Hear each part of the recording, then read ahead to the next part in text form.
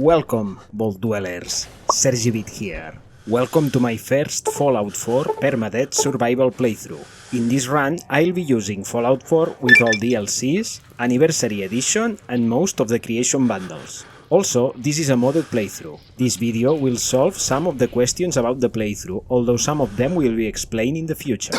So, what are we actually trying to do here?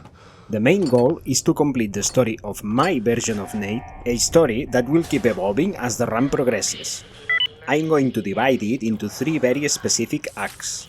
Every act will be explained at the beginning of it and will have multiple chapters. Nate's story will start at the end of this video and will evolve from time to time as the chapters advance. As you can see in the background footage, I've already started the game. So, Act 1, Chapter 1 will begin the moment Nate steps out Vault 111. After the 3 acts, the run will be considered completed when all base game and DLC content is finished. I will also be completing every creation bundle related quest. Every available settlement is owned and rebuilt. This does not include the new player homes added by the creations. The Commonwealth is conquered. We'll talk about this during the run, especially if we survive until Act 2. All bobbleheads and magazines are collected. Remember, this run can end at any time if we die. Let's talk about the rules now. Survival mode must always be active.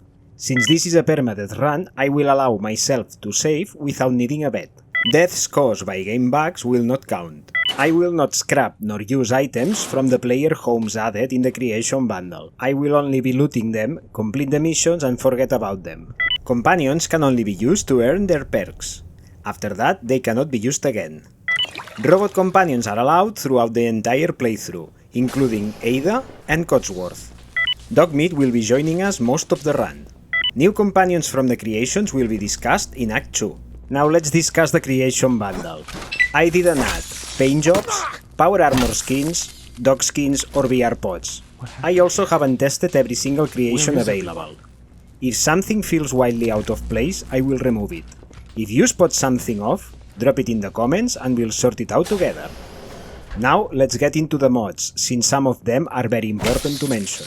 My foundation is the Midnight Ride mod pack, which I 100% recommend for anyone looking for the definitive Vanilla Plus experience in Fallout 4. At the time of this video, the guide covers a base finish and an extended finish, along with mods recommended by the guide's creators. I'll be using everything from both tiers except this, and from the recommended list, I'll be using this.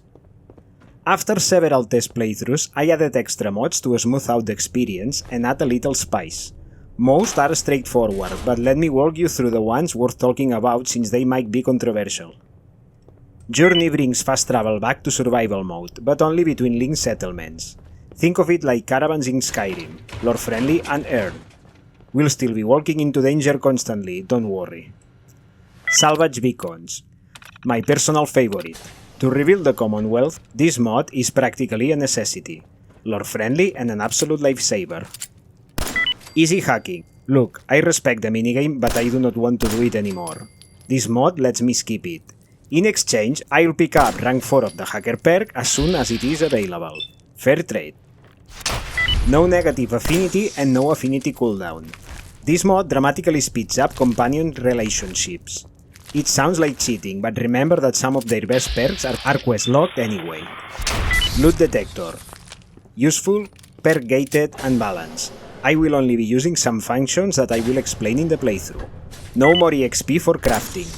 This mod cuts out all of experience from workbenches and building. You should try this and see how much a difference makes. Ballistic Weave standardized. This lets us apply Ballistic Weave to more clothing. This should have been in the base game from day 1 in my opinion. Artillery changes. Not my favorite mod about artillery, but very balanced. So I'm going to use this in this run. On the settlement side, I'll mostly stick to vanilla workshop items, with a few additions listed in the description. The standout is Uncapped Settlement Surplus, which removes the production caps on food, water, caps and scrap. This makes settlers become part of the rebuilding the Commonwealth rather than just background decoration. More mod talk will come up naturally throughout the run, so stay tuned. And now, let's talk about Nate. Every player brings their own version of this story, their own Nate, their own Nora, their own reasons for pushing forward through the apocalypse. This is mine. Nate was a soldier, a veteran of the war, the brutal, grinding conflict that ended the world as anyone knew it. But off the battlefield, he was something else entirely. A devoted husband and an enthusiastic new father. Smart, charismatic, the kind of person a room gravitates toward. He carried the scars of war quietly, powering his energy instead into his family, his friends, and a deep, genuine passion for robotics. We're gonna be okay. Then the bombs fell. I love you. Both of you. We love you too. Oh my god! He wakes up in a cryogenic pod, cold and disoriented, with no idea how much time has passed. The world outside is unrecognizable, and the first thing he learns, before he can even catch his breath, is that his wife is gone, and his son has been taken. Nate is not a man who grieves quietly and moves on. He is a man who acts. He cannot bring back the dead, but Sean is out there somewhere, and Nate will tear the Commonwealth apart if that's what it takes. This is his story. Let's go find out how it ends. Thank you so much for watching. I will see you in the next one. Take care.